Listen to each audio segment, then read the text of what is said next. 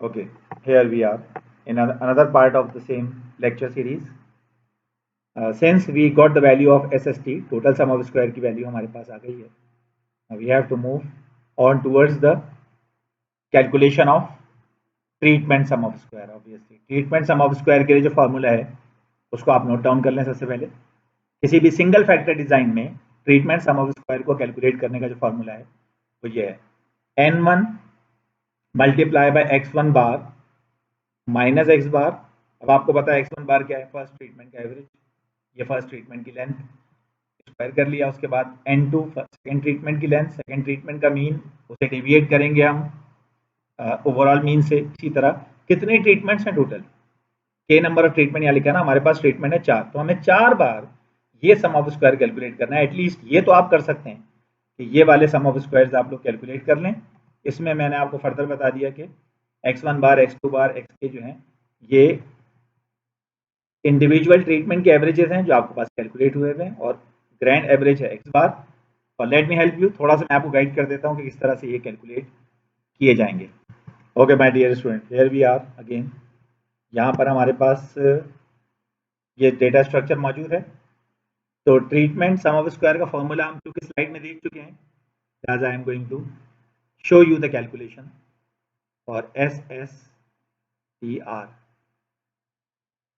Is equals to first treatment की length कितनी है 4.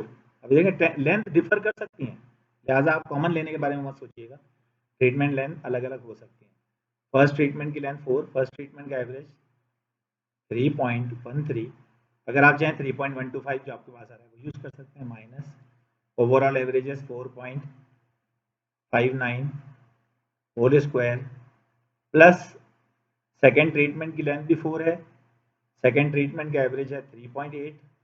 आप 3.75 अपना वाला यूज़ कर सकते हैं, माइनस 4.59. थोड़ा सा एक्यूरेसी फैक्टर आपके पास बढ़ जाएगा, होल स्क्वायर. इसी तरह so on. Last treatment length is 4, last treatment average is 2.1 minus 4.59 whole square. और इस तरह आपके पास कंप्लीट, ये कैलकुलेटर में पूरी रीडिंग लिख लेंगे तो आपके पास आंसर डायरेक्टली आ जाएगा. तो वीडियो को पॉज करके आप आंसर निकालें, उसके बाद मैं आंसर वेरीफाई करता हूँ आपका. जी जनाब, क्या आंसर निकाला आप लोगों ने? Sum of square, treatment sum of square is 127.296875. यहाँ पर एक छोटा सा नुक्ता है, वो मैं आपको समझा दूं कि बिफोर प्रोसीडिंग अहेड, चूंकि डिस्क्रिप्टिव डोमेन में काम कर रहे हैं हम लोग, तो एक काम मुझे करके बता दें आप लोग कि ये जो ट्रीटमेंट सम ऑफ स्क्वायर है इसका प्रोपोर्शन कितना ज़्यादा ओवरऑल वेरिएशन के अंदर है, कितना इम्पैक्ट है इसका, परसेंटेज में कैलकुलेट कर सकते हैं? इन दोनों का रेशो कैलकुलेट करके मुझे बताएं. I give you the task to calculate the proportion of 127.29, the best of my knowledge यही था वो, डिवाइडेड बाय 146.61 मल्टीप्लाई बाय 100. इसका आंसर मुझे बताएं क्या आ रहा है. What is it, what is the answer? It is approximately 87% if I am not wrong, right? कितना है इसका आंसर? 86.6, यानी 86.6%. You know what is this value? This value is known as, पढ़ चुके हैं लोग, the coefficient of determination, R square. R square is called the coefficient of determination. ये model की डिटर्मिनेशन बताता है कि किस हद तक दमदार मॉडल है. The value of R square is always lying in between 0 to 1. If it is closer to 1, then it is reflecting the model is significant.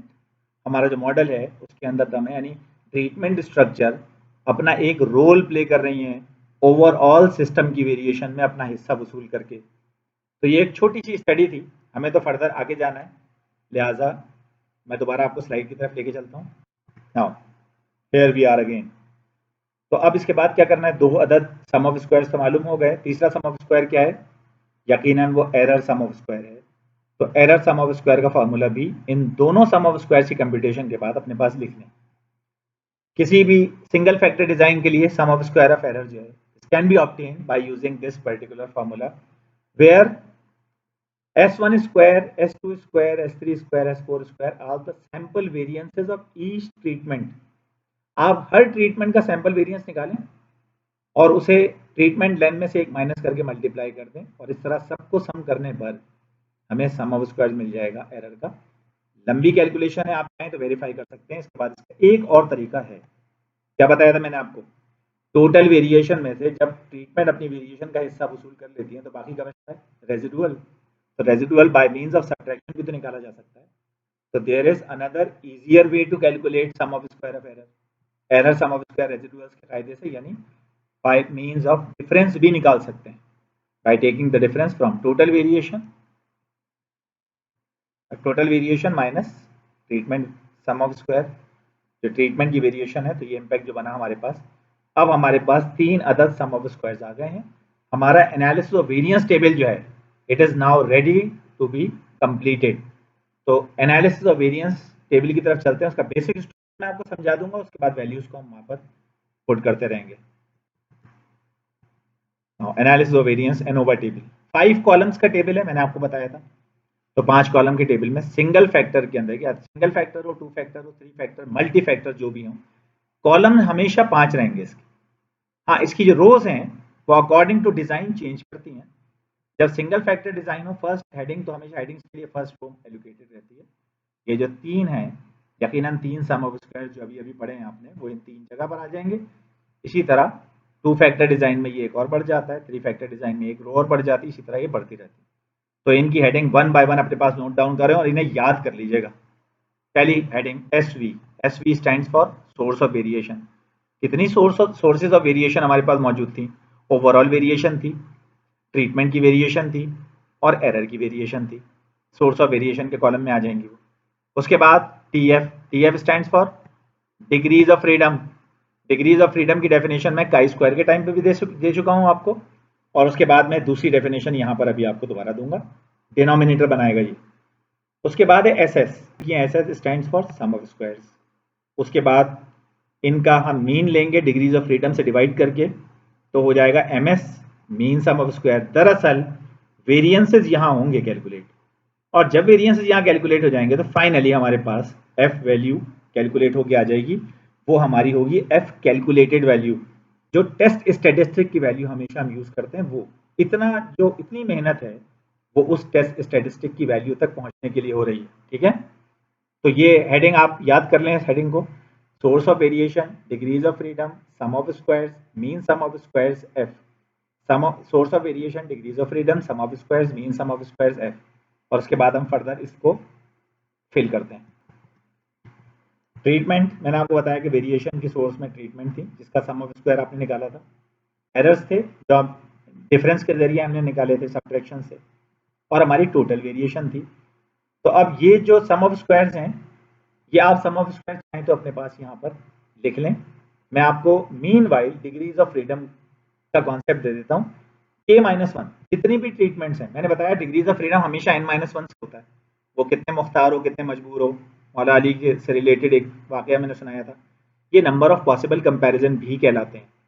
देखिए, अगर 4 ट्रीटमेंट हमारे पास हैं तो A ट्रीटमेंट को B से कंपेयर कर सकते हैं, A ट्रीटमेंट को C से कंपेयर कर सकते हैं, A ट्रीटमेंट को D से कंपेयर कर सकते हैं। तो टोटल पॉसिबल कंपैरिजन कितने बने? 3। तो जितनी भी ऑब्जर्वेशंस हो उनमें से एक नंबर कम जो है वो टोटल पॉसिबल कंपैरिजन बनते हैं। N-1 ट्रीटमेंट 4 हैं, K-1। अब मुझे बताएं टोटल ऑब्जर्वेशंस कितनी हैं? 16। तो डिग्रीज ऑफ फ्रीडम क्या बनेगा? 16-1 आ गया ये भी। और फाइनली N-1। अब ये एरर क्या है? बाय मींस ऑफ सब्ट्रैक्शन, यानी N-1 माइनस K-1। तो क्या हो जाएगा?